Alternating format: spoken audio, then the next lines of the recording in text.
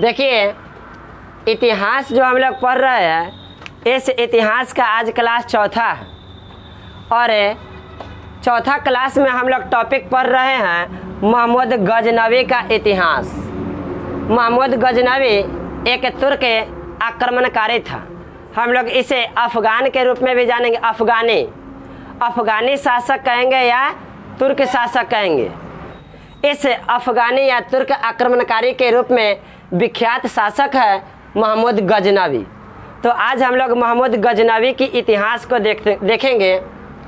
सबसे पहले कहा जाता है कि महमूद गजनवी का जो भी कहानी है, इतिहास है, यह कहाँ से प्राप्त होता है, इसका स्रोत क्या है। तो महमूद गजनवी के ऐतिहासिक के स्रोत जो है वह है तारीख ए यामनी। इतिहास की पुस्तक है तारीख ए यामनी। इस पुस्तक में महमूद गजनवी की पूरी इतिहास का वर्णन किया गया। इसके आगे एक और पुस्तक है शहनामा तहकीक ए हिंद। तारीख ए यामनी, शहनामा, तहकीक ए हिंद, यह सब इतिहास की पुस्तक है और इसी पुस्तक से महमूद गजनवी की इतिहास की संपूर्ण जानकारी मिलती है। महमूद गजनवी अफ़गान बोले तो तुर्क, अफ़गान कहिए या तुर्क का शासक था। कहाँ का शासक था? तुर्क का शासक था, जो सुन्नी इस्लाम धर्म से संबंधित थे। इस्लाम धर्म दो भागों में बटा है, सुन्नी और शिया। तो ये महमूद गजनवी जो थे वे सुन्नी इस्लामी थे। कौन से धर्म? सुन्नी इस्लाम धर्म से संबंधित थे। ये बहुत ही शक्तिशाली शासक थे। इसने अपना एक भी युद्ध नहीं हारा। अपने जीवन में जितना भी युद्ध किया, एक भी युद्ध यह हारा नहीं। बहुत ही शक्तिशाली शासक के रूप में विख्यात हुए महमूद गजनवी। आगे कहा जाता है कि सुल्तान की उपाधि धारण करने वाला पहला मुस्लिम शासक महमूद गजनवी थे। महमूद गजनवी ने पहली बार सुल्तान की उपाधि धारण किए थे। इससे पहले मीर कासिम, जिसे हम लोग बिन कासिम के नाम से जाने थे, वे भी मुस्लिम आक्रमणकारी थे, मुस्लिम शासक थे, लेकिन उन्होंने सुल्तान की उपाधि धारण नहीं किए थे। सुल्तान की उपाधि धारण करने वाले पहले मुस्लिम शासक महमूद गजनवी थे। अब हम लोग देख रहे हैं कि महमूद गजनवी की कहानी को तो पढ़ रहे हैं, आगे बढ़ रहे हैं, लेकिन थोड़ा सा बेसिक बातें कि महमूद गजनवी का उदय कहाँ से हुआ, कहाँ से आया महमूद गजनवी। तो थोड़ा सा बेसिक पॉइंट हम लोग इधर देखते हैं महमूद गजनवी के बारे में। अफ़गान में एक साम्राज्य था जिस साम्राज्य का नाम था गजनी साम्राज्य। गजनी साम्राज्य पे जिन शासकों का शासन चल रहा था वे शासन यामनी वंश से संबंधित थे, तो उसे गजनी साम्राज्य या यामनी वंश के नाम से जाना जाता। इसका उदय, महमूद गजनवी का उदय, जो इनका प्रारंभिक इतिहास है उसके बारे में हम लोग पढ़ रहे हैं कि ये कहाँ से आए। तो बताया गया कि गजनी साम्राज्य से इनका उदय हुआ, या कहेंगे यामनी वंश से इनका उदय हुआ। अब यामनी वंश या गजनी साम्राज्य के बारे में जानते हैं कि वह साम्राज्य क्या था। अफ़गानिस्तान में एक प्रांत था, एक बहुत बड़ा क्षेत्र था अफ़गान का, जिस क्षेत्र का नाम था गजनी। और उस गजनी जो साम्राज्य था, उस गजनी साम्राज्य के जो संस्थापक थे वे थे अल्पतगीन। गजनी साम्राज्य के संस्थापक अल्पतगीन। उनके दरबार में रहने वाले एक व्यक्ति थे जो दास कहलाए थे। वे दास थे सुबुक्तगीन। भारत पर आक्रमण करने वाले पहला तुर्क शासक के रूप में यही जाने जाते हैं, सुबुक्तगीन। अल्पतगीन के मरने के बाद जब यह गजनी साम्राज्य के शासक बनते हैं तो सबसे पहले तुर्क आक्रमणकारी या अफ़गानी आक्रमणकारी के रूप में जाना जाता है जो भारत पर आक्रमण किए, यही सुबुक्तगीन, जो पहले से दास थे, बाद में दामाद बनते हैं और अल्पतगीन के मरने के बाद गजनी साम्राज्य के शासक बनते हैं। आगे है कि इन्होंने जब पहली बार भारत पर आक्रमण किया तो भारत के पंजाब क्षेत्र में आक्रमण किया और उस समय पंजाब क्षेत्र के शासक थे जयपाल। जयपाल ने सुबुक्तगीन को बुरी तरह से परास्त किया। उसके बाद सुबुक्तगीन यहाँ से हार करके अपने साम्राज्य में गजनी चला गया। विजय किसका हुआ था? जयपाल की विजय हुई थी।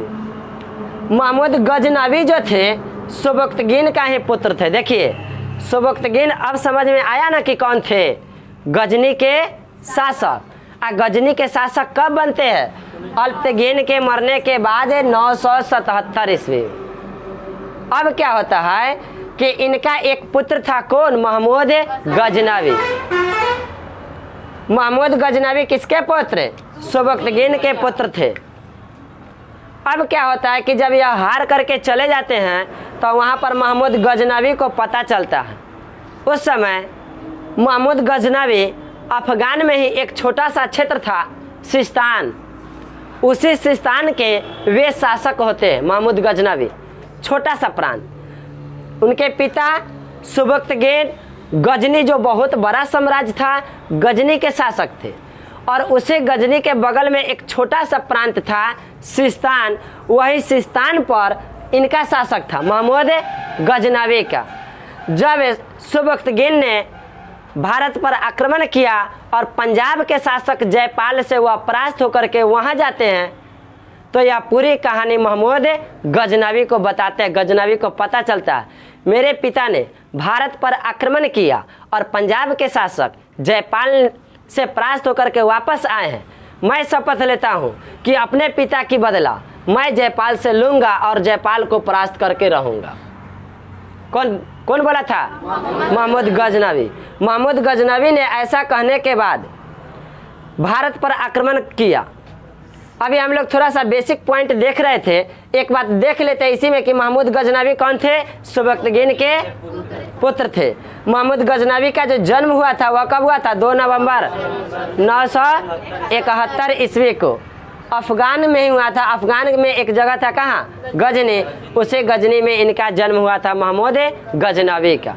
तो हम लोग देख लिए कि किसके पुत्र थे? सुबुक्तगिन के। सुबुक्तगिन के पुत्र थे। और जब सुबुक्तगिन भारत में आक्रमण किया, हार करके गया, तो उसका बदला महमूद गजनवी ने लेने के लिए भारत पर आक्रमण किया।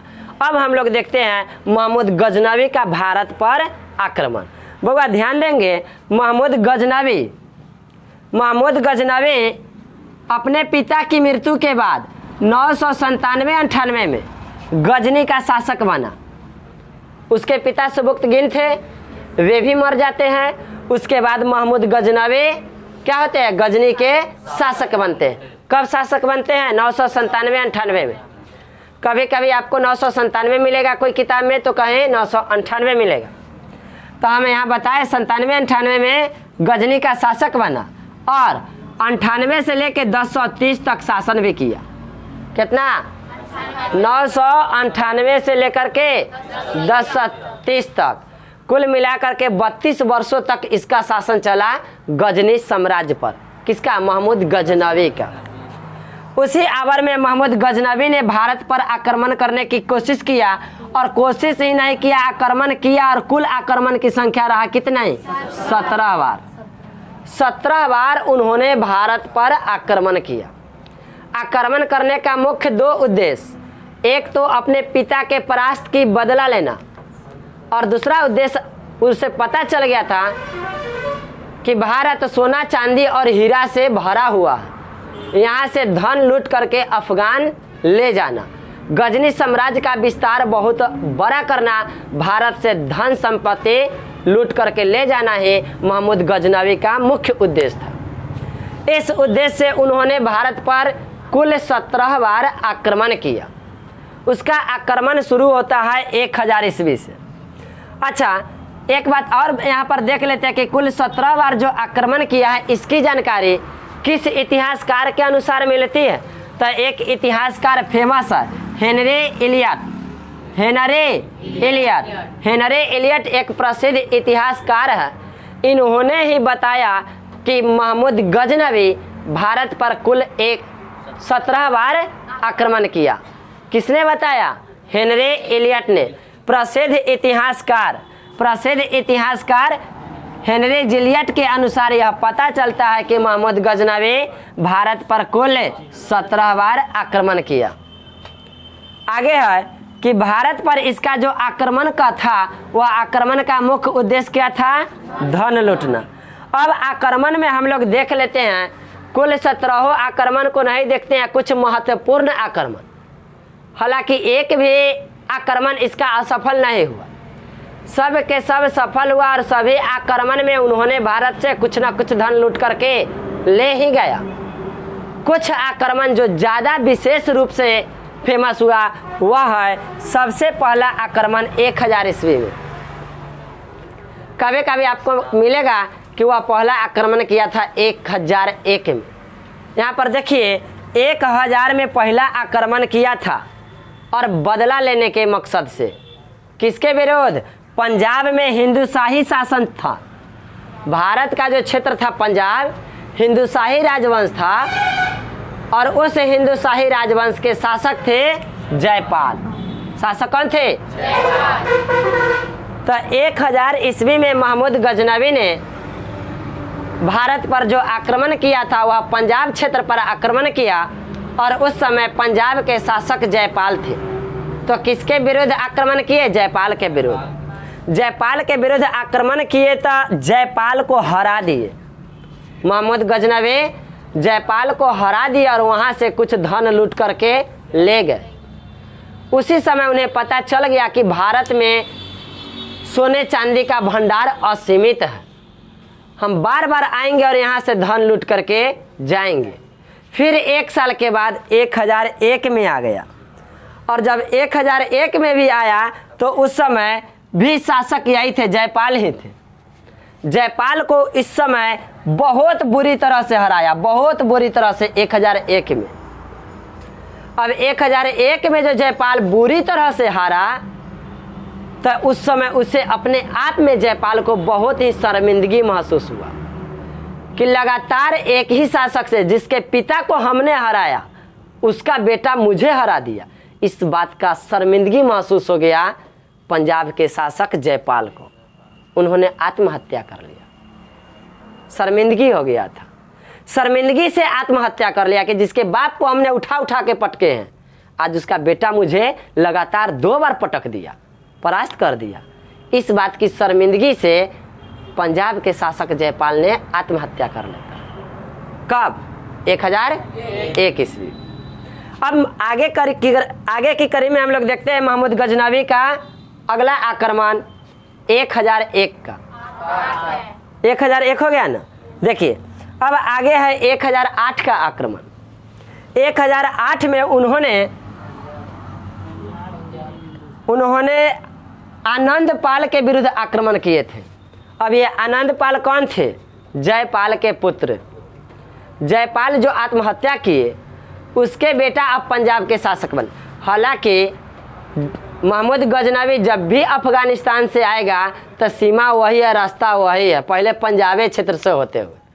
तो फिर जयपाल के मरने के बाद पंजाब का शासक बनता है उसके बेटा आनंदपाल। जयपाल के मरने के बाद पंजाब का शासक कौन बनता है? आनंदपाल। फिर से जब 1008 में महमूद गजनवी भारत आता है तो युद्ध करना पड़ता है आनंदपाल से। आनंदपाल को भी परास्त कर देता है और बहुत सारा संपत्ति।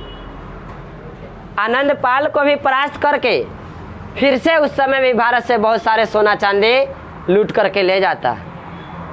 तो 2 आक्रमण हम लोग देखे, 1000 ईस्वी का, 1001 ईस्वी का, 1008 ईस्वी का। 1000 और 1001 में किसके विरोध? जयपाल के विरोध। उसके बाद 1008 में जयपाल के बेटा था ना, कौन? आनंदपाल। आनंदपाल के विरोध। उसके बाद 1018 में हम लोग देखते हैं कि मथुरा कन्नौज क्षेत्र से आक्रमण करते हुए वह प्रवेश किया था। पंजाब से होते हुए मथुरा पर आया था और मथुरा कन्नौज में उस समय का शासक था कौन? प्रतिहार। प्रतिहार के विरुद्ध किया था। क्वेश्चन पूछे हुए हैं महमूद गजनवी ने प्रतिहारों के विरुद्ध आक्रमण कब किया था? 1018 ईस्वी में। 1018 ईस्वी में महमूद गजनवी ने प्रतिहार के विरुद्ध आक्रमण किया था। प्रतिहार को भी हरा करके धन संपत्ति यहाँ से लूट करके गया। हम आपको पहले ही बताए हैं कि उसका सभी आक्रमण सफल रहा और हर बार वह कुछ न कुछ संपत्ति यहाँ से लूट करके गया। 1019-20 में हम लोग देखें कि उस समय चंदेल शासक के विरुद्ध वह आक्रमण किया था। और चंदेल शासक में जो शासक थे वे थे विद्याधर। विद्याधर के विरुद्ध जब आक्रमण किए थे तो विद्याधर भी कम शक्तिशाली नहीं थे, बहुत मजबूत शासक थे। इन्होंने पहली बार मुंह तोड़ जवाब दिया था और विधिवत रूप से कानूनी तौर पर इसका विरोध किए थे महमूद गजनवी का। कौन? विद्याधर। किस वंश के थे? चंदेल शासक थे, चंदेल वंश के। चंदेल वंश के शासक विद्याधर ने पहली बार महमूद गजनवी को मुंह तोड़ जवाब दिया और एक विधिवत रूप से विरोध किया। यही एकमात्र महमूद गजनवी के लिए ऐसा आक्रमण रहा जिसमें वह परास्त तो नहीं हुआ, लेकिन खाली हाथे उसे यहाँ से लौटना पड़ा। इसमें वह कुछ भी नहीं लेकर के गया, कुछ भी हाथ नहीं लगा। कानूनी तौर पर विधिवत रूप से एक ग्राफ बना करके और तब महमूद गजनवी का विरोध किया गया था विद्याधर के द्वारा। इस विरोध में उसे कुछ भी हाथ नहीं लगा और उसे खाली हाथ लौटना पड़ा। इसके बाद एक भयानक आक्रमण होता है उसे महमूद गजनवी का 1025 ईस्वी का। और 1025 ईस्वी का जो आक्रमण होता है, 1025 ईस्वी का आक्रमण, वह गुजरात में एक बहुत भव्य मंदिर होता है भगवान शिव का। कौन सा?